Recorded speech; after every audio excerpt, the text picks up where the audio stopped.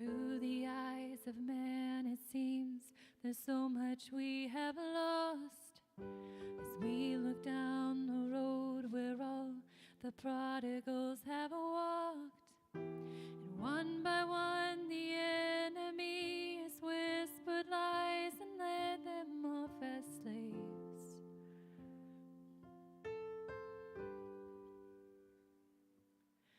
But we know that you are God, yours is the victory.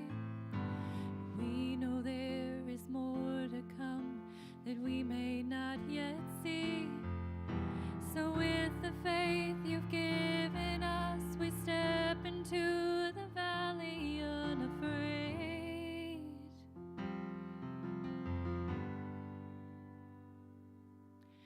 We call out to dry bones, come alive, come alive.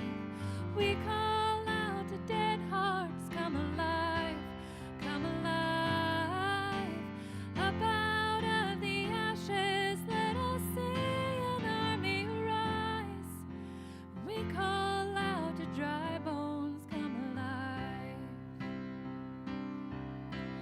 God of endless mercy, God of unrelenting love, rescue every daughter, bring us back the wayward sons, and by your Spirit breathe upon them, show the world that you alone can save.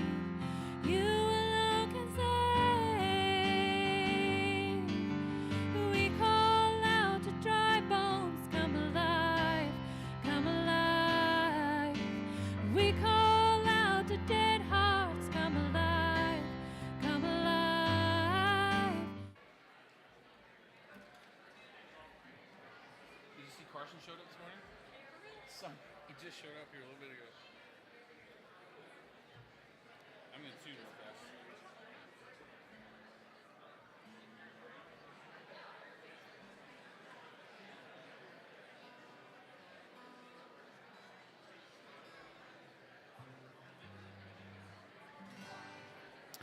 Good morning, everybody. Welcome to Faith Community Church. Good to have you here this morning. Why don't you stand with us for an opening song?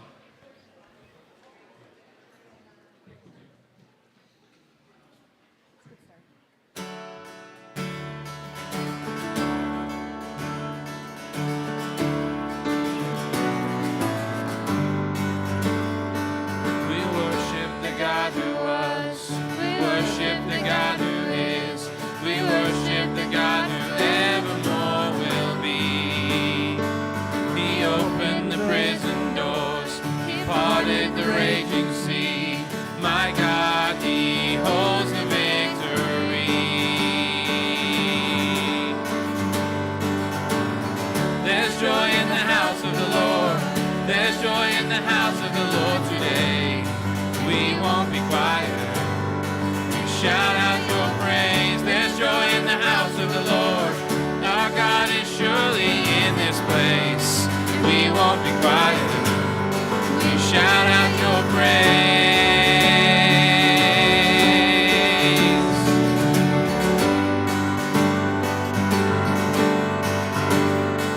We sing to the God who heals.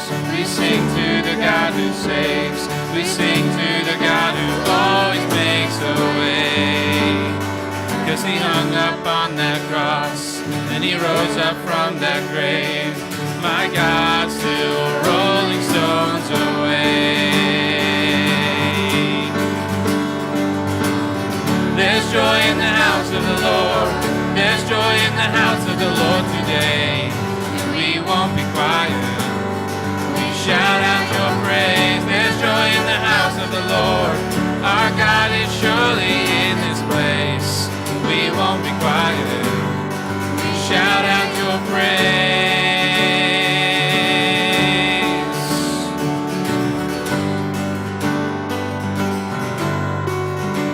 'Cause we were the beggars, now we're royalty. We were the prisoners, now we're running free. We are forgiven, accepted, redeemed by His grace. Let the house of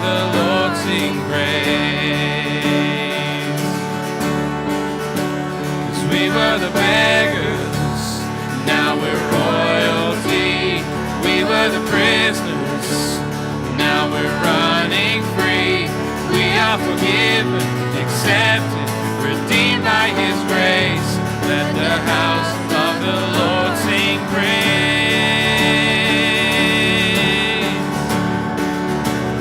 There's joy in the house of the Lord. There's joy in the house of the Lord today. We won't be quiet. We shout out your praise. There's joy in the house of the Lord. Our God is surely in this place. We won't be quiet. We shout out your praise. There's joy in the house of the Lord. There's joy in the house of the Lord today. We won't be quiet. We shout out your praise. There's joy in the house of the Lord. Our God is surely in this place. We won't be quiet. We shout out your praise.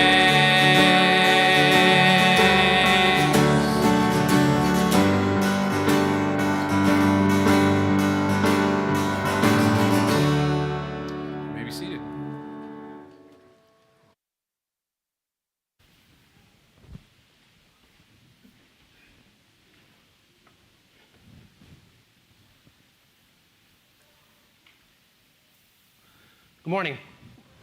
I'm Isaac Wright, lay leader today. Welcome to Faith Community Church. Holy cow, what a week. I always like May. May's one of my favorite months. Oh, wait, it sounds loud. Maybe not. Anyway, May's one of my favorite months, and I always think to myself all winter long, oh, I can't wait till May. We can get going. We can start doing some things. And it's nice out. The weather's good. And the start of this week, I was just in a great mood. I was really happy. The grass is finally growing. We got some rain. And then that storm hit, and it's just funny how my attitude just completely switched. I was thinking about a story with my oldest 4-year-old John the other day. We were watching a movie or whatever, having some fun downstairs, and it was time for a nap. So we go upstairs, and usually he doesn't fight this, but he wasn't very happy about it this time, and he's kind of whimpering, and we read a story upstairs, and pretty soon he says, I'm not happy about this. I kind of laughed, chuckled to myself. Yeah, I bet you're not. Well, that was kind of my feelings after the storm. Just the whole time, I'm just mad. Sticks to pick up, and I'd had a full week already. I was just packed it full, and now we got 3 days worth of cleaning up to do, and I don't have time to do this stuff. It reminded me of like a Charlie Brown cartoon or something where that scribble's just above their head, and we're just mad all the time. So I'm just grumpy. I'm in my own head. That's all I can just think about. I can't think about anything else. And then we're picking up a tree, and I had the attachment on my skid loader and looking at something else, and bang, and I broke a cylinder on it. I'm like, you've got to be kidding me. So then last night, we needed something in the grocery store quick. And again, can you run in and get this? Yeah, fine, I'll go get it. So I go into town, and you're looking around as you're driving into town, and big trees, big things went down. Other people had way worse than we did. Half of a roof ripped off of a house. And it kind of it did convict me right then. I was just so focused on my problems that you don't think you're not alone. Everybody went through this too. And I've heard somewhere that looking at someone else and saying, oh, they have it worse, that's a really short-term way of making yourself feel better. It ain't going to last that long. What's longer term is gratitude. And gratitude is to stop and look and say, hey, there's what didn't fall down. Hey, if that would have went, that'd be really bad. You know how hard it is to get things. If we would have, broke something on the tractor or half the roof would have fallen off the shop, it'd be maybe 2 years before it got fixed. So I'm just the whole time trying to refocus to it's not that bad. Every tree that went down in our place needed to come down anyway. And that attachment needed to be fixed. I was just barely getting by with it. I need to stop and fix it. So all these things, it's okay. And so this morning I'm running around pulling more trees off, doing more things, and I thought of this video that I've seen a long time ago. Maybe I saw it here. If you've seen it before, sorry, but if we can play it quick.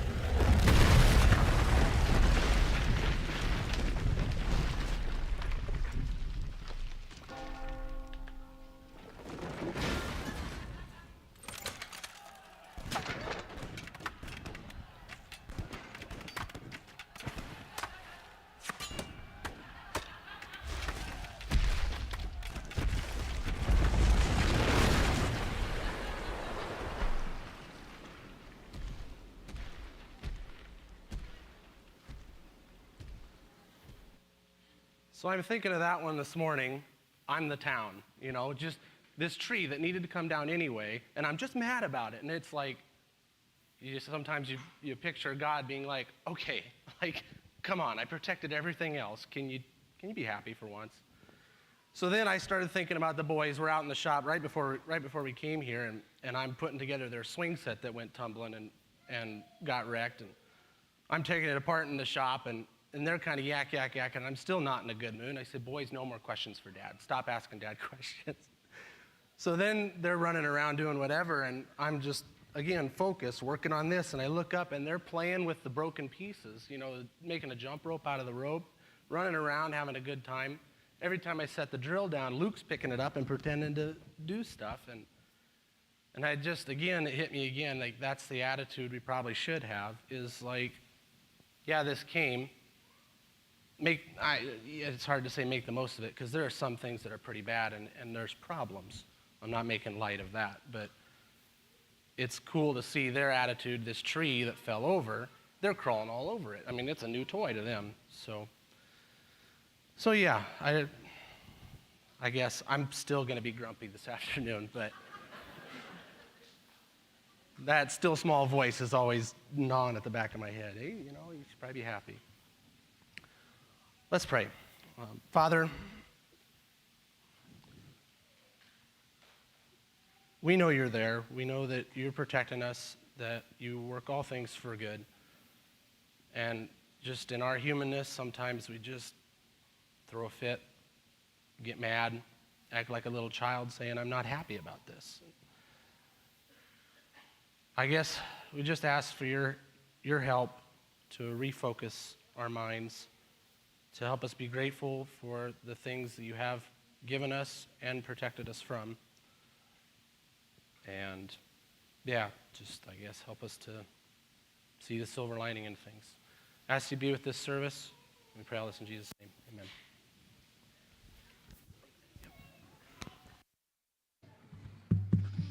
Well, what are you doing on June 25th? Nobody knows, especially us men. We have no idea. You're going down the Niobrara. Awesome. Well, you are invited to join us June 25th. We're going to be canoeing down the Niobrara River. And so you are invited. I'm going to give you some details. Before I do that, though, can you raise your hand if you've received a text from the church? A text message from the church. Go ahead, raise your hand, all of you. Kids, you should not be raising your hands. You did not get them. Okay, that means the vast majority of you, what we need you to do, if you want to stay up on church communication, we are in the midst of updating our whole system, so we will be texting and emailing going forward. So we are going to try our first go-round of this as it relates to our June 25th. Say it with me, kids. When are we canoeing? June 25th, we're going to go down the Niobrara River, and you're going to get a text message if you're in our system here this week with details where you can pay for that. How much is it, you ask? It's $40 a person, unless you have a kid who wants to ride in the middle of a canoe, then they are $20 a person. Some of you say, hey, I don't want to ride with my spouse in a canoe. And you say, I think you're wise. I think you should choose a kayak. So kayaks are one person. We believe in the sanctity of marriage and keeping marriages together, so we have procured kayaks. So you can get in a kayak. Those are one person each, or you can go up to 3 in a canoe on June 25th. If you haven't received a text message, though, from the church at this point, you should be worried. You should say, wait a minute, is the church moving forward? Am I going to be up to date on communication? If you haven't received a text or email from the church, come talk to me either today or I'll be in the office tomorrow morning. You can get a hold of me. I can walk you through the whole system, make sure you're up to date and you're getting communication from the church, because that's how we're going to do our registration for, when is it, kids? June 25th. And here's what's going to happen on that day. Well, actually, let me back up. First, you're going to get a text here this week or an email, probably both, where you can sign up for this. You can reserve your canoes. You can pay $40 a person, $20 for a kid who's the third person in a canoe. And then when the day of the 25th comes, we will meet here at the church, and we're going to ride as many as the bus will hold and maybe a little caravan after that. Go all the way over to Valentine and take a sack lunch, and the canoe trip down is about 4 or 5 hours, depending. I think there's 5 different unique waterfalls where we'll stop, pay the little kids to see how long they can stay under a waterfall and have a good time, eat lunch as a church family on the way back, 4 or 5 hours, and then have another sack dinner supper that you'll bring with yourself and ride the bus back to O'Neill after that. So again, any questions about that? Paul has done this for many years. He's going to be leading point on it, but the technology side of it, I can help you with. And so again, if you haven't gotten a text or an email from the church at this point, you should be worried. You should say, wait, I'm going to miss out on things going forward if I don't get in on it. So talk to me about that, and I'll get you hooked up with that. All right. Thank you.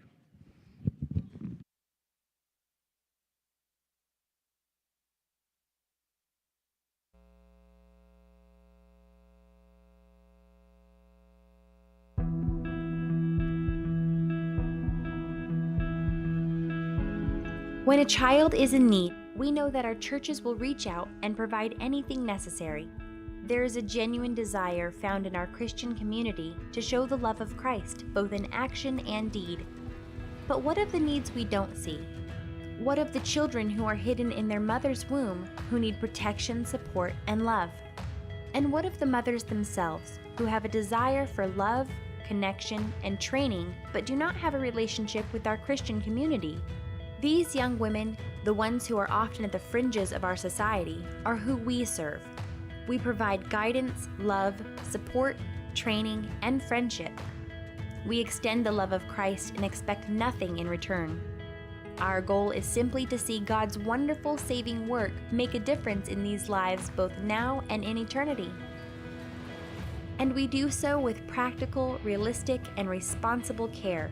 When a woman in a crisis pregnancy walks in our doors, we first provide her with a pregnancy test and guidance for her pregnancy. We offer hope in a time that can be overwhelming and provide a path forward that will help her see the possibilities of her future. If she chooses to parent, we offer classes and material support to help her become the mother she wants to be. If she chooses adoption, we will arrange for assistance in that process and help her work through the emotions of that decision. And if she chooses abortion, we are there afterward to talk and heal. No matter her decision, our love for her still flows from Christ, our source. Each woman who walks in our doors is special to us. We love her and her children, born and unborn. We are blessed to be used to reach out to those with hidden needs, and we are blessed to have supporters like you who make it possible. Today is the first day of the Bottle Fundraiser. It is a simple fundraiser that makes a massive difference in meeting those hidden needs in our community. If you would just take one of the bottles home with you today and fill it with coins, cash, or checks, and bring it back on collection day, you will be helping to reach the most vulnerable. A single bottle is not much, yet it is vital. Hundreds, if not thousands, of Christians in our community come together during this time and add their prayers and funds through the bottle campaign. And it is because of these Christians, working in unity for those in need, that we are able to generously share Christ's love. Please take a bottle home today and return it on collection day. Your support makes all the difference.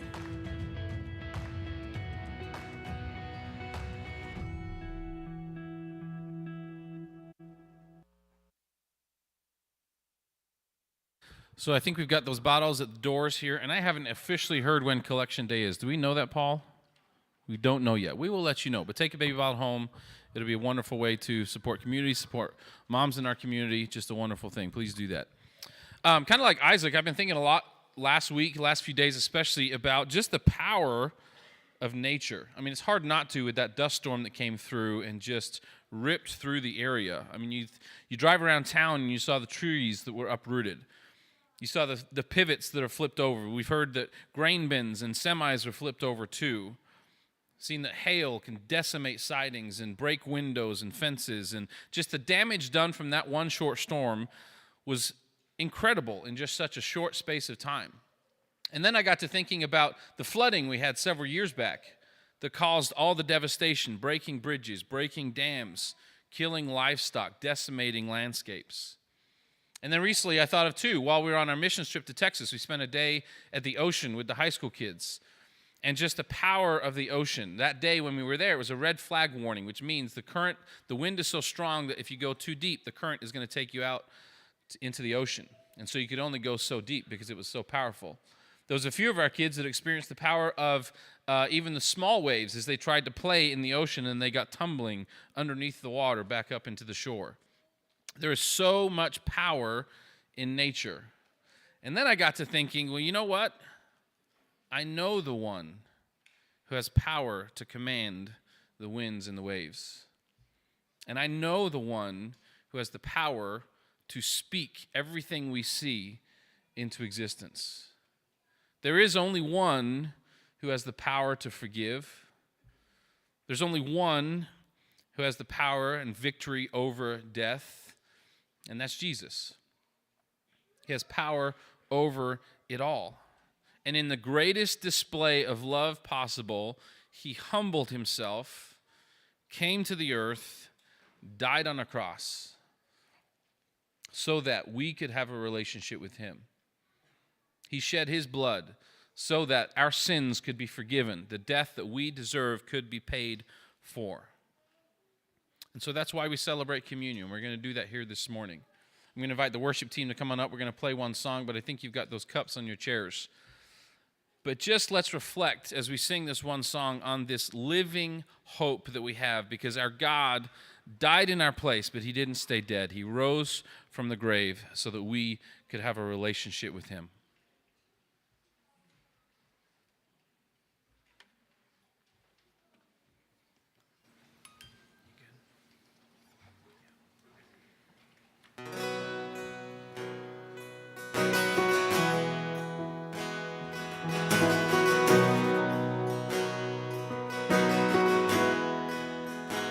How great the chasm that lay between us, how high the mountain I could not climb. In desperation, I turned to heaven and spoke your name into the night. Then through the darkness, your loving kindness tore through the shadows of my soul. The work is finished, the end is written. Jesus Christ, my living hope.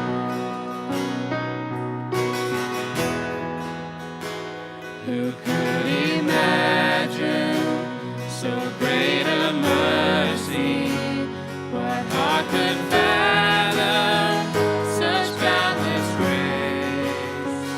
The God of ages stepped down from glory to wear my sin and bear my shame.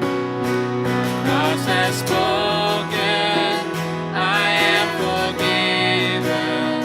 The King of Kings calls me his own. Beautiful Savior, I'm yours forever. Jesus Christ, my living hope.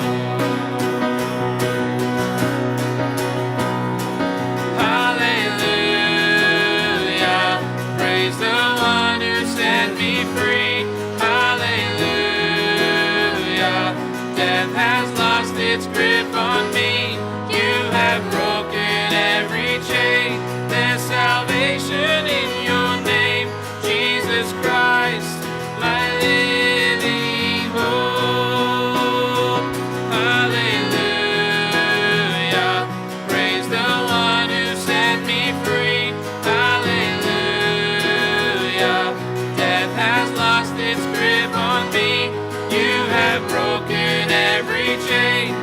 there's salvation in your name, Jesus Christ, my living hope. Then came the morning that sealed the promise. Your buried body began to breathe. Out of the silence, the roaring lion declared the grave has no claim on me.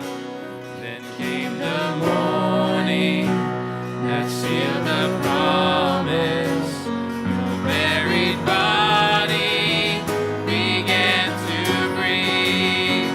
Out of the silence, the roaring lion declared the grave has no claim on me. Jesus, yours is the victory.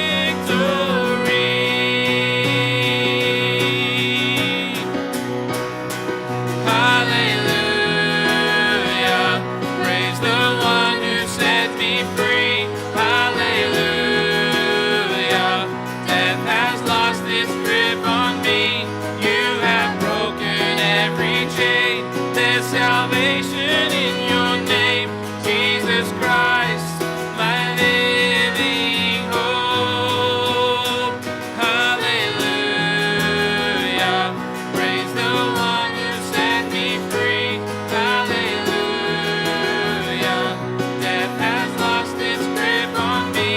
You have broken every chain.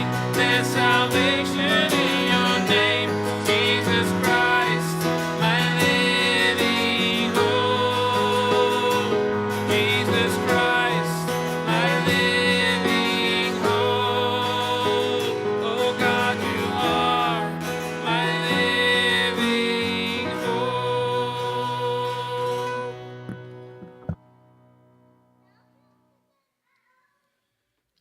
If you have your cups,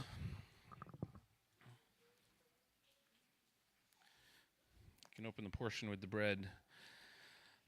And the night before he was crucified, Jesus took bread and he broke it with the disciples. And he said, "This is my body, which is for you. Do this in remembrance of me."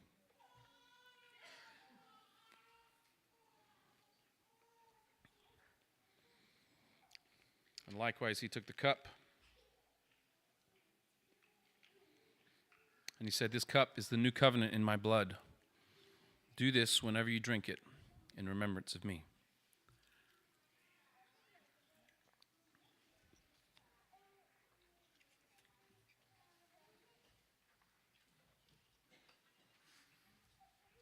Heavenly Father, we are so grateful that you are powerful enough to die in our place and that we can experience forgiveness for all our wrong, all our sin, and that you paid the penalty for the death that we deserve. So, Father, we give you praise. We give you honor because you are worthy of it.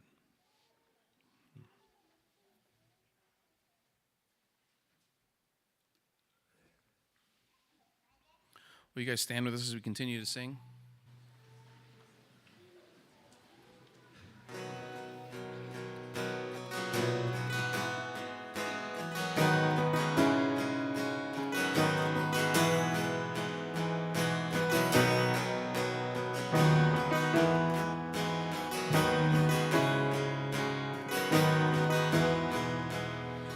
I hear the Savior say, "Thy strength indeed is small. Child of weakness, watch and pray. Find in me thine all in all."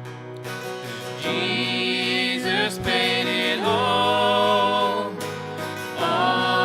to him I owe. Sin had left a crimson stain, he washed it white as snow.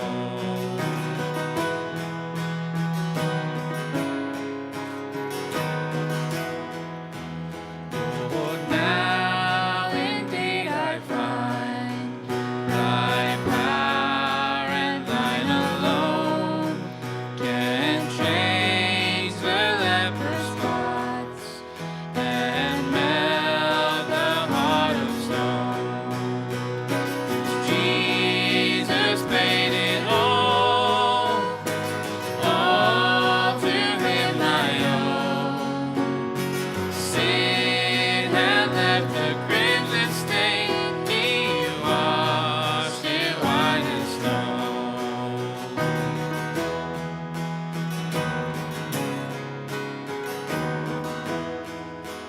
Oh, praise the one who paid my debt and raised His life up from the dead. Oh, praise the one who paid my debt and raised His life up from the dead.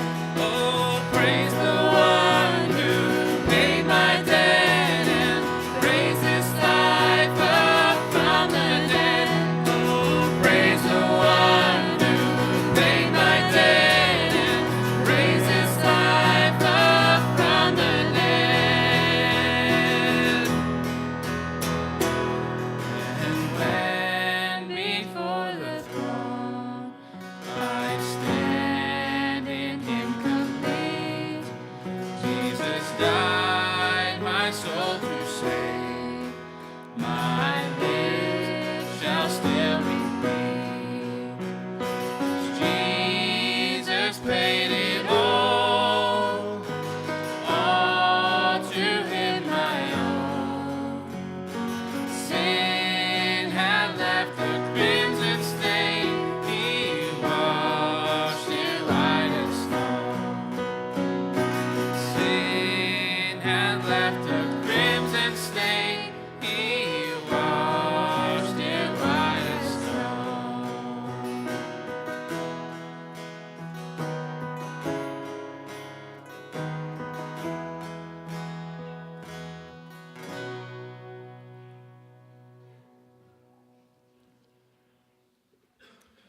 This next one's a new one. It's been playing a lot in my house lately. We just love the words. We love the chorus especially.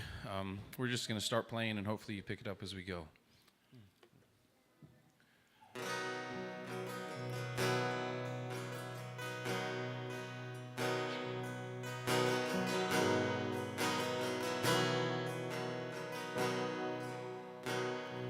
How I long to breathe the air of heaven.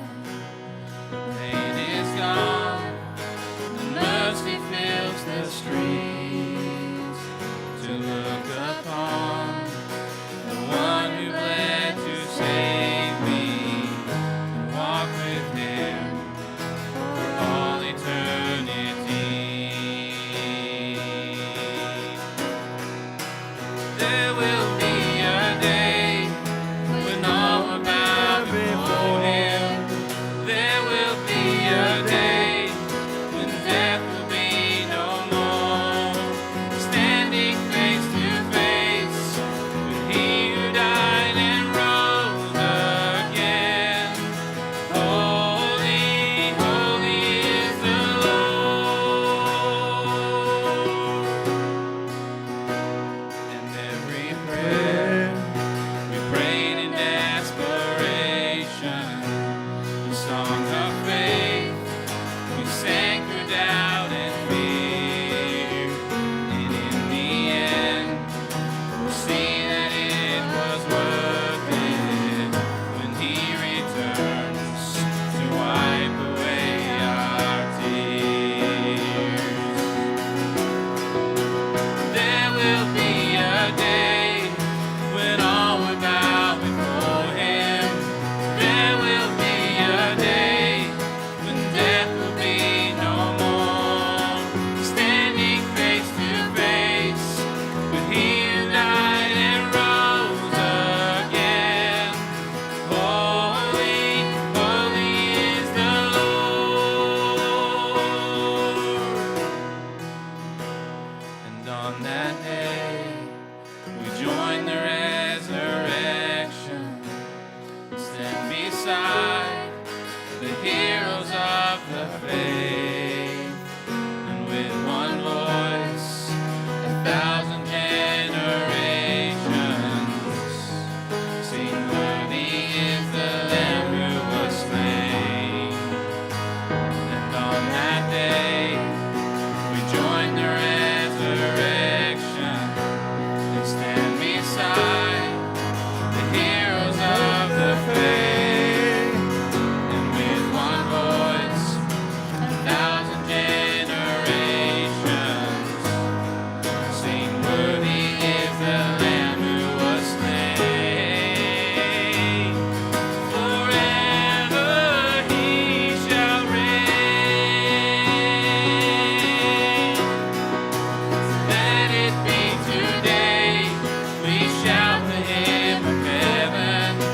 with angels and the saints, we'll raise a mighty roar. Glory to our God, who gave us life beyond the grave. Holy, holy is the Lord, so let it be today. We shout the hymn of heaven with angels and the saints. We raise a mighty roar. Glory to our God, who gave us life beyond the grave. Holy, holy is the Lord. Holy, holy is the Lord. Holy, holy is the Lord. Father, I do look forward to that day when we see you face to face and declare that death has no hold on us, sin has no hold on us, because you paid the penalty in our place. Father, but let it be today that we sing, holy, holy, holy is the Lord God Almighty, who was and is and forevermore will be. In your name we pray. Amen. You may be seated.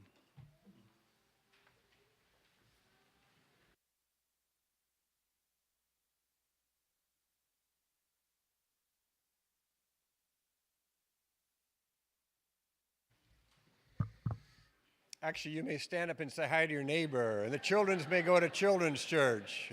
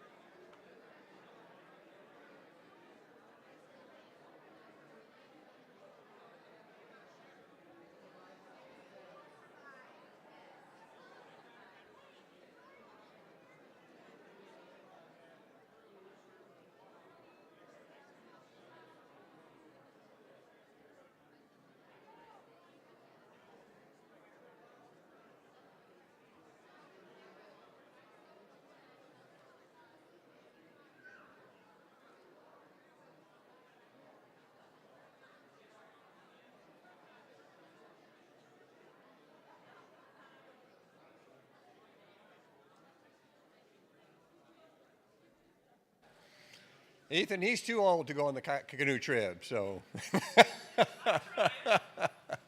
All right. Hey, we have another guest speaker here this morning. His name is Lonnie Hofer. I actually went to school with Lonnie back in college. He graduated a year or so after me, but he and I didn't run in the same circles. He was more of a student and a scholar. I was just the basketball guy, so he's a much better student than I was. But he did go to a really good seminary after he left Grace, and then after that he traveled as an evangelist for Grace University for about 13 years. And then starting in about 1993, he began to go over with the Great Commission to USSR, China, Africa, and do teaching classes over there. And then in 2010, he started pastoring Grace Life Church in Omaha. He's kind of doing both at the same time.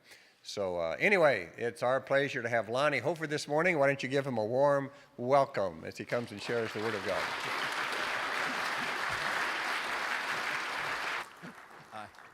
Thank you. Well, thank you, Paul. I appreciate that. I don't know about me being a better student than he at all. Doubt that. But it was a privilege for me to be here this morning.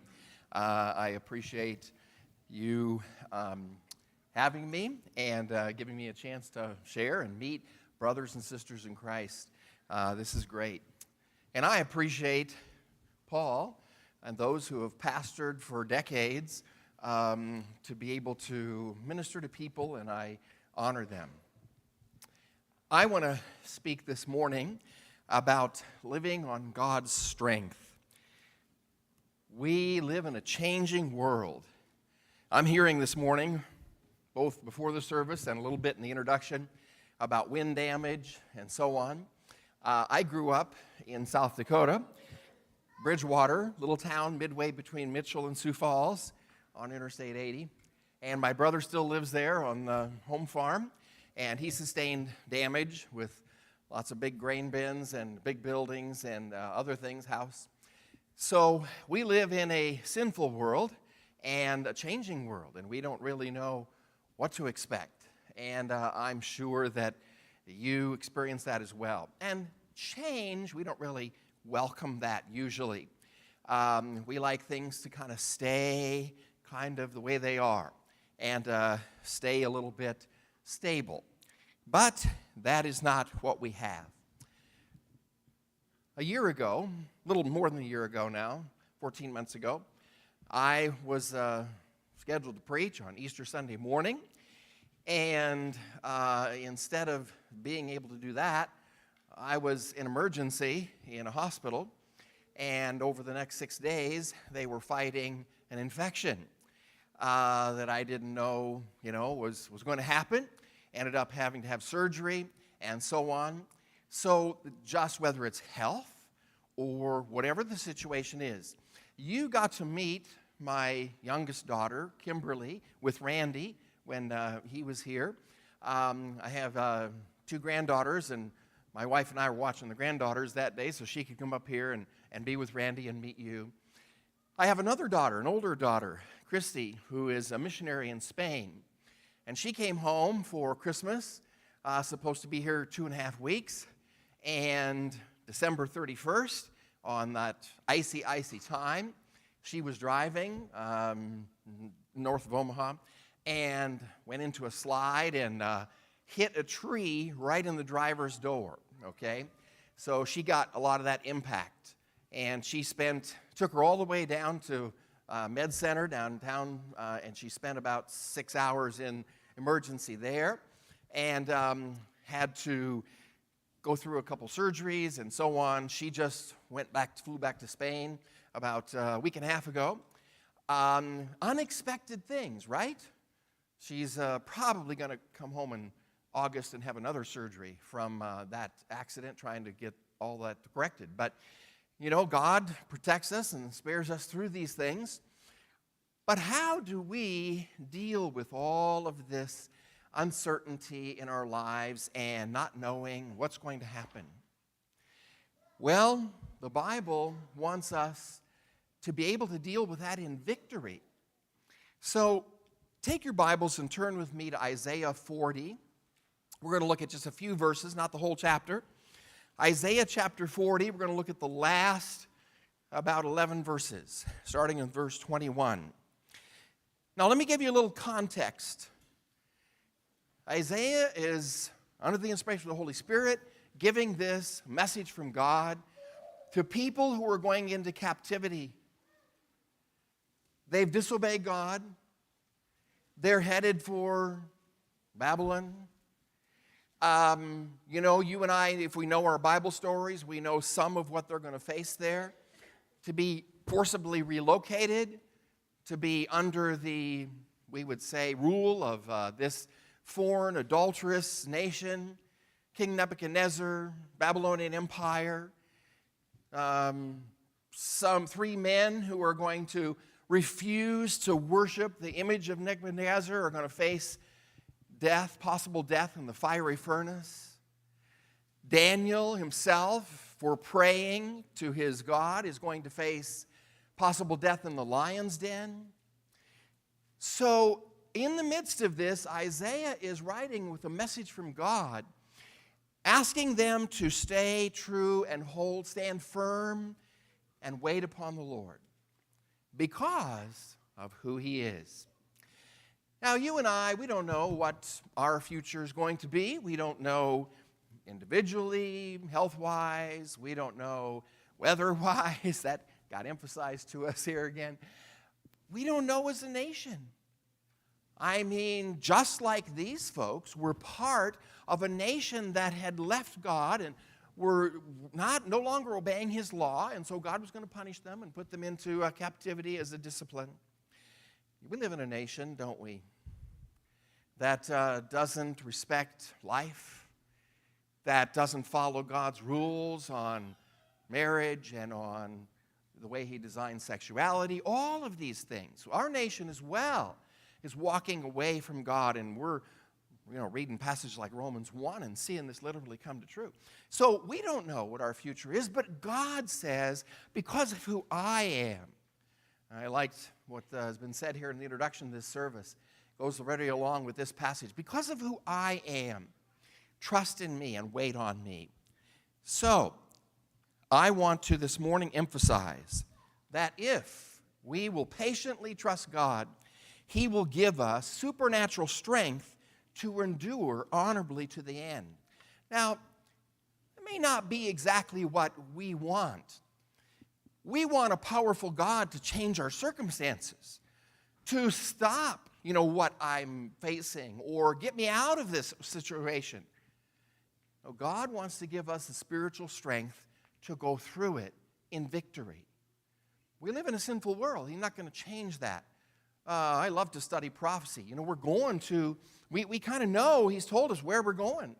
And not very pretty sight in this world as sin becomes more rampant and so on. But God wants to give us spiritual strength through it. So I'm going to start reading in verse 21. Follow along as I read. Because God wants us to know that he's all-powerful and he's in complete control. First of all, don't fear the world system in which you live. It's not all-powerful.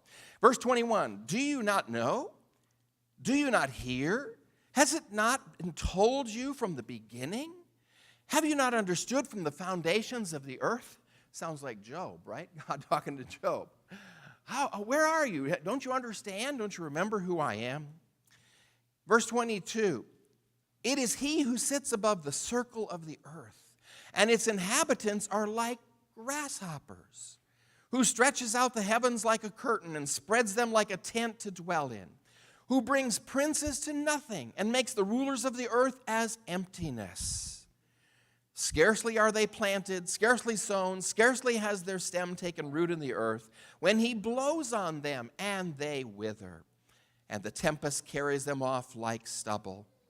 Now stop right there. We live in a world where there are great threats. There are leaders making threats. There are leaders destroying people's lives, and we grieve and pray for those folks. I had the chance to teach the Bible class in Luhansk, Ukraine. So I've met some of those believers, and things are not going well at all for them. And God says, don't fear the worldly powers. I'm in control of that.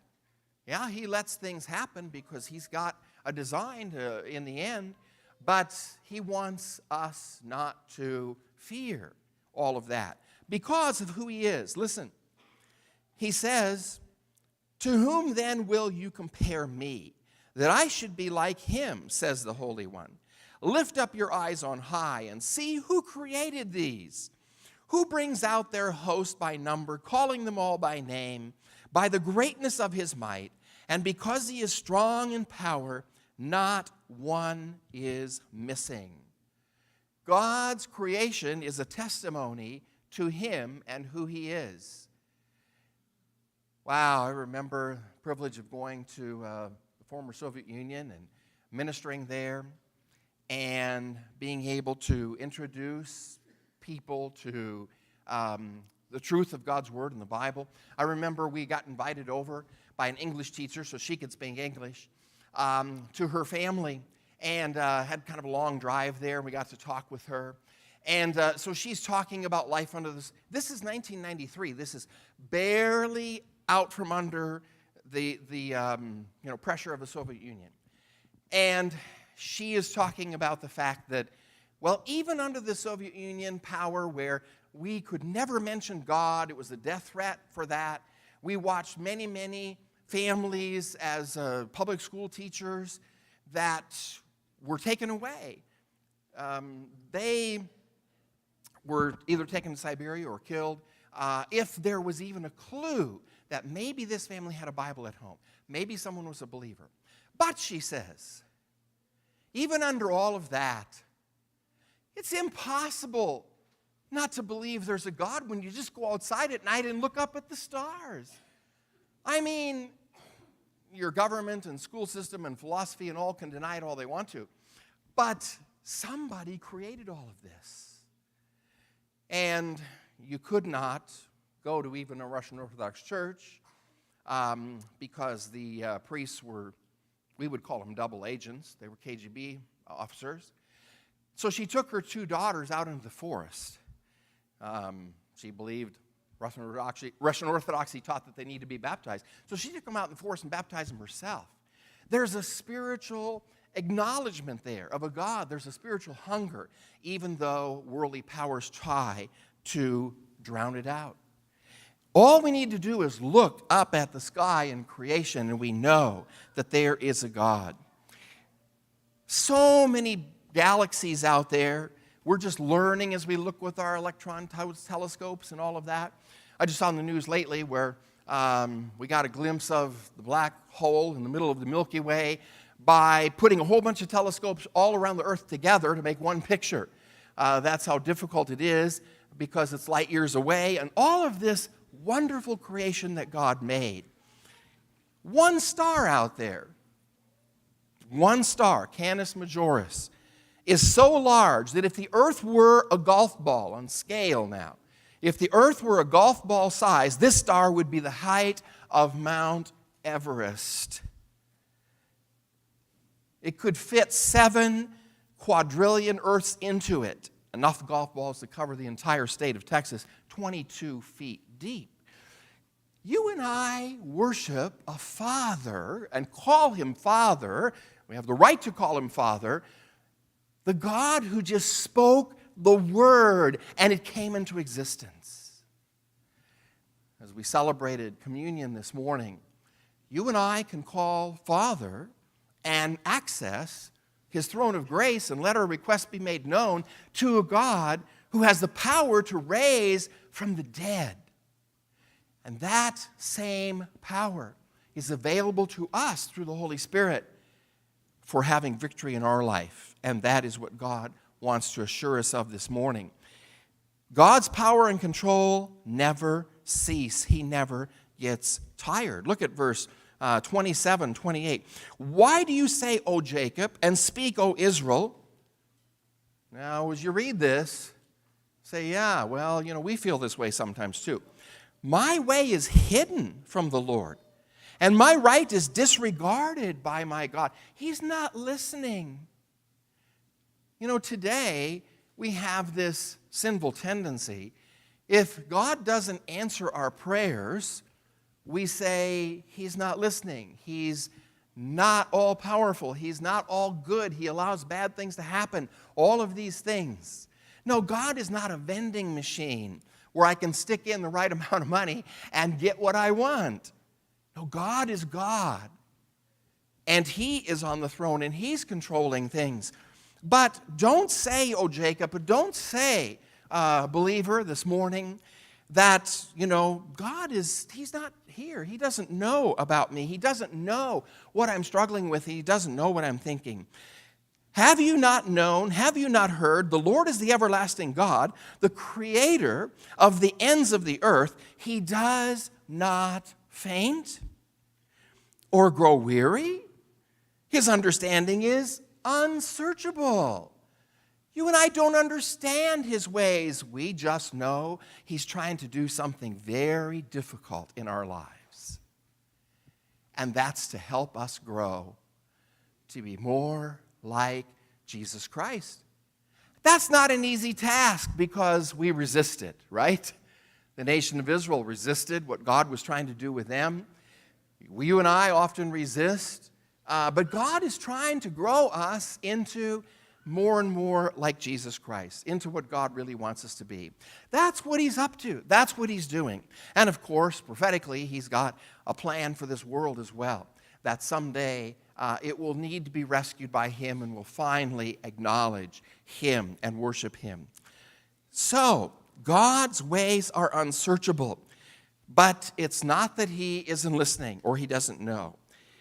He gives power to the faint, And to him who has no might, he increases strength. He gives power to the faint. We need to trust him. And that's our response to this. Got to get caught up here. Sorry. We need to trust God's power. God is willing to give strength to those who need it. And we are needy. We need it. You know, he gives us, look, verse 29, he gives power to the faint. To him who has no might, he increases strength. Same kind of power that raised Jesus Christ from the dead.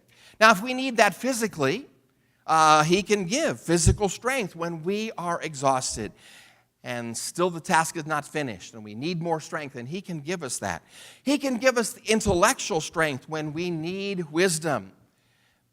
We face, whether you go to school or college, university, or listen or read your newspaper, or listen on the radio or the internet, or all of that, we need intellectual strength to be able to know what the truth is and what is not true, and to know what honors God and what does not honor God. And we need to use the Word of God as a filter through which we can filter all of that so we aren't led astray. We're not, we don't believe a lie. He can give us emotional strength when we're devastated. And there are things in this life that are hard for us emotionally, and we need his strength. And he gives us spiritual strength when we are ready to cave in to pressure. Our strength is inadequate. Look at verse 30. Even youths shall faint and be weary, and young men shall fall exhausted. At our very best, we talk about trying to stay as young as possible, and we live in a culture that celebrates youth and all of that. But even at our best, even at age 18, when you are really physically at the peak, and they tell us from then on, we're going downhill. Even at that stage, we're weak. God says, even youth shall faint and be weary. And notice the second phrase, and young men shall fall exhausted. Young men. This word, if you look in the original language, is talking about chosen young men. The best. The ones that we want to choose to, fight the battle for us. Make the right decisions. Make the right policies. Give us the right leadership. Even those chosen young men, God says, shall fall exhausted. See, we're all human. We're not to be trusted. We're going to fail. That's why forgiveness is so important in our lives. To be able to forgive, to overlook each other's failures, to extend grace and love and not judgment. Because we all are human. We have a sinful nature. We live in a sinful world. We all fail. And then, so we have to be careful to apply that. Not to put our trust in those who represent us, who just came through a primary election and so on, and we want to vote and make the right choices and all of that. You know why it's called an election, by the way? Because our founding fathers, back in the early days, they called it an election because they wanted to choose those who were elect of God, believers, to make the right decisions. You know that Congress used to, when they came up to a big decision, our Washington, D.C. Congress would ask a well-known pastor to come in and address the legislative branch to tell them what the Bible says about this issue so they make the right decision. But they're human, and they fail, and we cannot put our trust in them. They are weak. They don't have God's wisdom if they don't ask for it, and so therefore they make decisions which maybe aren't the best. We can't ultimately put our faith in even our mates. They're human. They fail. They make mistakes. Or dating partners, or parents, or children, or teachers, or elected officials, on down the list. Any of the leaders that we tend to want to trust in our society are fallible. We need to understand that. It is God who is infallible. It is He who gives us the supernatural strength to those who patiently trust Him. Can't quite see where I am here. Okay, there we go. Now, notice that this ends with a verse that we sometimes memorize. And here's God's message for us to put into practice. But they who wait for the Lord shall renew their strength. They shall mount up with wings like eagles. They shall run and not be weary.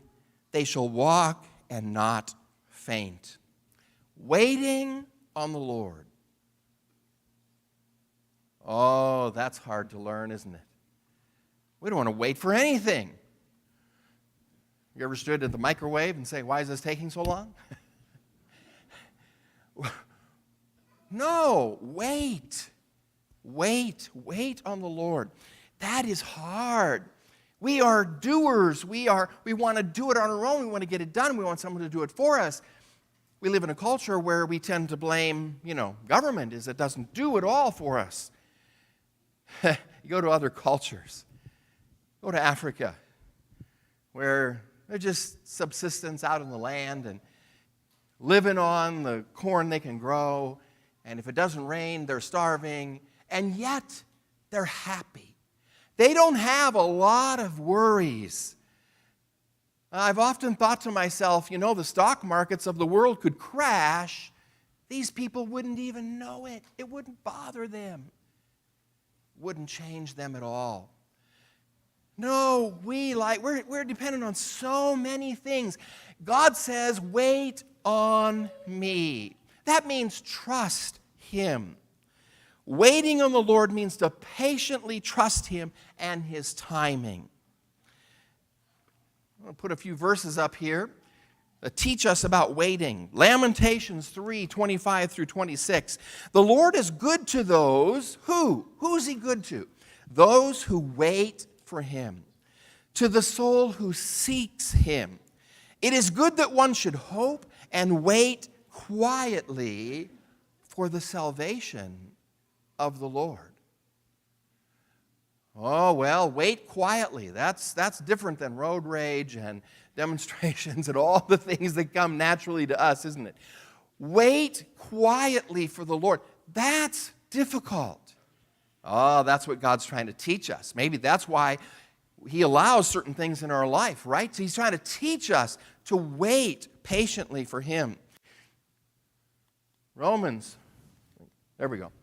Okay, Romans 8:25. And if we hope for what we do not see, we eagerly wait for it with perseverance. Oh, this perseverance in waiting, that doesn't come easily for us, does it? To persevere waiting on the Lord and trusting Him. One more. Psalm 37:7. Rest in the Lord. Rest. Rest in the Lord. Not be agitated, not be frenetic, not be full of worry, frustrated. Wait on the Lord. Rest in Him and wait patiently for Him. Do not fret because of him who prospers in his way, because of the man who brings wicked schemes to pass. Well, lots of people in lots of different situations in the world today are tempted to be very upset and fearful about the wicked and what's happening and what they're doing. You and I need to wait patiently and trust God for the right partner in life, for the right job, for the right timing, for the next change, for God to answer our prayers. On down the list, we need to wait patiently for Him. It says, the rest of the verse, but those who wait, and that's the condition, by the way. The condition is that you and I wait for the Lord. They shall renew their strength. That means to exchange our inadequate strength for His supernatural strength. And they shall mount up with wings like eagles. Okay, eagles. Do you have any eagles around here? Yeah. Well, if you get to watch them, magnificent birds, the way God created them, and eagles. Exodus 19:4. Oh, let me go. I have a couple pictures here of eagles, if I can get them going. They can soar up there high on the air, on the wind, can't they? See a long ways. We'll talk about that in a minute. Exodus 19:4, you have seen what I did to the Egyptians and how I bore you up on eagle's wings and brought you to myself, how I rescued you out of the slavery of Egypt. And by the way, God did that in such a way that for decades, people of the then known world, they could come into Jericho and the spies could talk to Rahab, and Rahab says, everybody's afraid of you. Why? Because we all know what God did at the Red Sea and how he rescued you from Egypt. That's the kind of God you and I have, to bear them up on eagle's wings and rescue them. Deuteronomy 32:11-12. As an eagle stirs up its nest, hovers over its young, spreading out its wings, taking them up, carrying them on its wings, so the Lord alone led him, and there was no foreign God with him. Now, as an eagle bears the young on its wings, being a young eagle isn't all fun because they grow up and actually, usually only one of them survives out of the nest. They have predators and so on. But when it's time to learn to fly, that mother eagle moves that little one to the edge of the nest. Usually the nest is way up high on some cliff, right? And so that eagle is, sitting on the edge of the nest looking down so far. And then mom takes its wing and goes whack out of the nest. And that little one is falling, struggling to flutter its wings. And right before it hits the ground, mom scoops under it and catches it on her back and takes it back up to the nest, sets it down. They have put monitors. The hearts are racing, all of the little eagle, from the fear and the experience it just went through, almost to the breaking point. And mom calms it down, puts her wing around it, soothes it, and when its heart is back to normal, whack out of the nest again. That's how she teaches that eaglet to fly. Well, God has to do things in our lives to teach us to trust him, to wait on him, to not fear what's going on in the world beyond us and around us and so on. So, very important. Then Psalm 103, verse 5, if I can get that up. Who satisfies your mouth with good things so that your youth is renewed like the eagles. Now, eagles can climb to great heights very quickly to escape danger. We can rise above our circumstances by trusting God and his wisdom and his plan and not fearing. Eagles can effortlessly ride the wind currents. They ride those thermals where hot air is going up, and they just, without flapping their wings, they can just ride those. We have God's peace that passes all human understanding if we trust him. Philippians tells us that we should have a peace that is humanly incomprehensible. God allows Christians to be in every problem of life possible, partly for the purpose of being an example to a world that's watching, that we can have a peace that's beyond understanding. Tomorrow morning, Sharon and I will get on, as we do most every Monday morning, at 7 a.m. and have a Zoom call into a closed country and discipling some believers there. They came to Omaha. They were here a couple of years ago. They're PhDs. They came in to do research, and our paths crossed. And interestingly enough, we had an opportunity to lead them to faith in Christ. And the reason was the example of people, of Christians, here during COVID, all right? So people back in their country were contacting them and saying, aren't you afraid? COVID, people are dying in America, and you're there, and so on. And they would say back, well, the people that we're with here in America, they're afraid of COVID. What? Why not? Well, somehow they're not afraid of dying. How is that possible? They said, I don't know, but it has something to do with Jesus, and somehow we got to find out why. So they came and sat down, said, can you tell us about Jesus? Because we got to understand why people aren't afraid of dying. We need to know that. And we got to share Jesus with them and lead them to faith in Christ. See, that's what our faith and weight and trust in God should be, a light to a world that, again, they don't understand. It's incomprehensible in the midst of trials and trouble how you can have peace and rest and wait upon God and not be fearful. That's what God wants. He wants us to be that kind of light rather than just the way other people face all of this. Eagles have great eyesight. They can use it to view the world below from a higher point of view. We need to see what's happening in this world from God's point of view, not ours. We need to know prophetically where we're going and how God is arranging that. And so it all fits together in this great puzzle. And we simply need to be used of Him in what He's doing. It talks about running and not be weary, this verse. Shall mount up with wings like eagles, they shall run and not be weary. When running hard is required, God will give us His strength so that we will not be weary until the task is done. I'm sure you've experienced that. I've experienced that. When we easily come to the end of ourselves, and yet there's more to do, and God wants us to continue on. Hebrews 12:1. Therefore, we also, since we are surrounded by so great a cloud of witnesses, let us lay aside every weight and the sin which so easily ensnares us, and let us, what? Run with endurance the race that is set before us. What is it that God wants you? How does He want to use you? What does He have, and in what does He have you involved? What does He want you to persevere in and through? How does He want you to affect this world for His glory?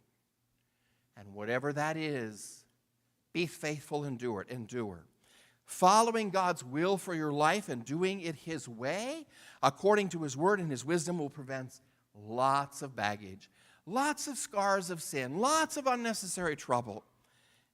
Taking unwise risks and compromising God's standards will always lead to destructive consequences in our life. And we do need to deal with baggage that we have in God's way in order to remove as much as possible. And God has given us forgiveness, the blood of Jesus Christ, and cleansing, 1 John 1:9. And so we need to deal with things in our life in that way. Revelation 2:3. There we go.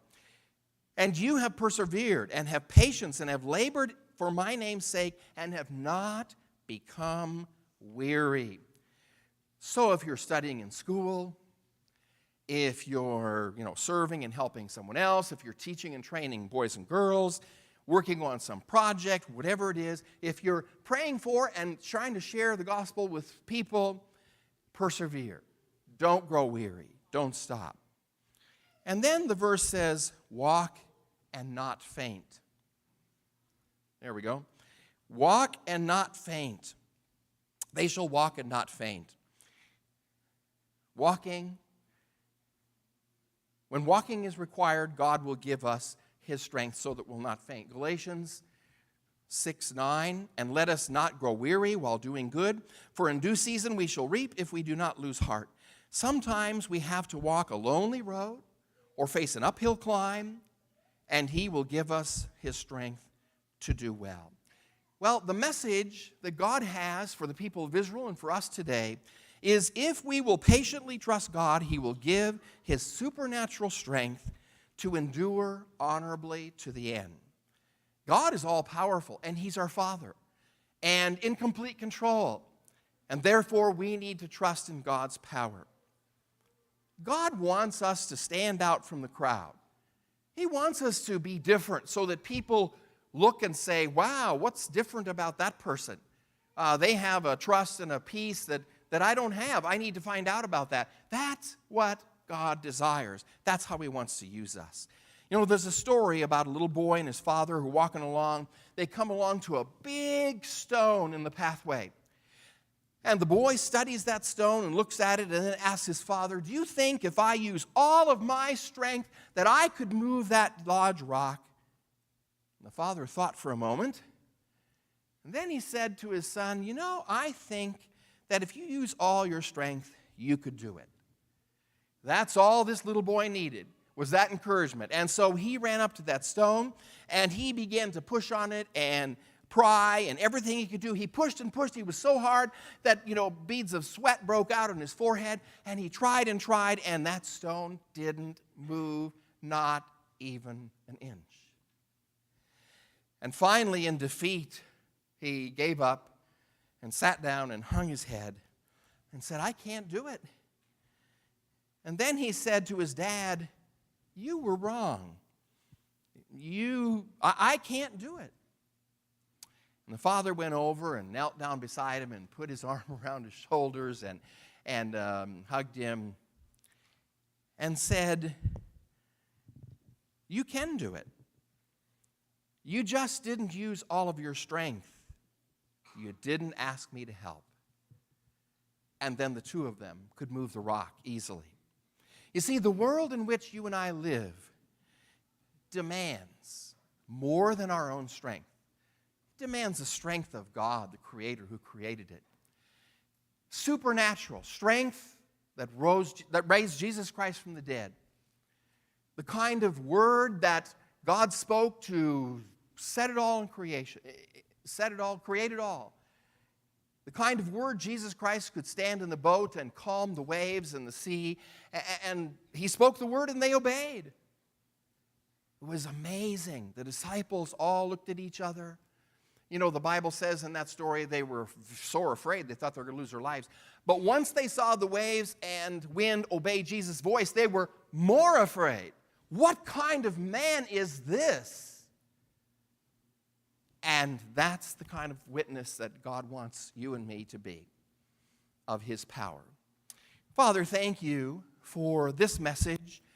Promises by your Holy Spirit that if we will trust you, if we will wait patiently for you and not live in fear and anxiety and worry and frustration and impatience, if we will wait upon you and trust what you're doing and see things from your viewpoint and study and grow in the truth of God's word so that we can understand what reality really is and the spiritual battle that we're involved in this world.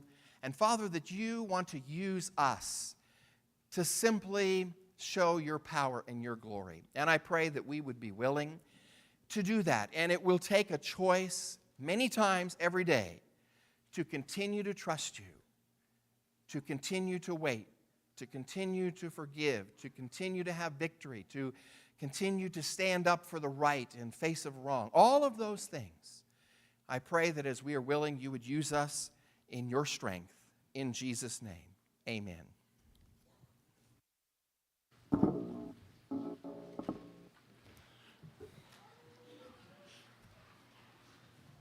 Let's stand together one more time.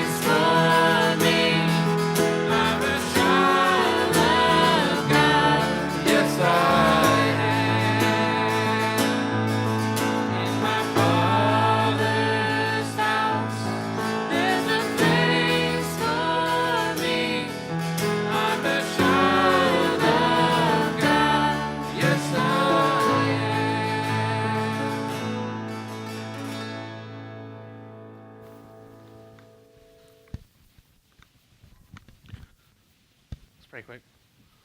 Father, we just ask for your help. Help us with that, being patient, waiting on you.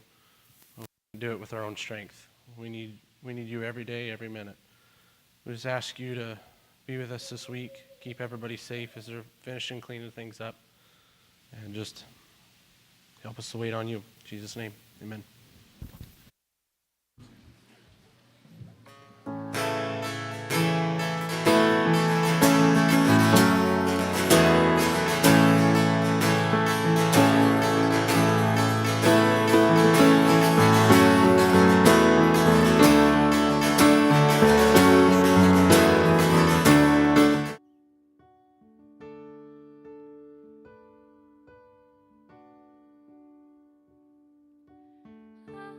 I can't see what's in front of me. Still I will trust you. Still I will trust you. I can't see what's in front of me. Still I will trust you. Still I will trust you. Steady heart that keeps on going, steady love that keeps on holding, lead me on. Steady grace that keeps forgiving, steady faith that keeps believing, lead me on. Though the sky is dark and the wind is wild, you'll never leave me. You'll never leave me. Though the night is long, there is a coming dawn. The light is breaking.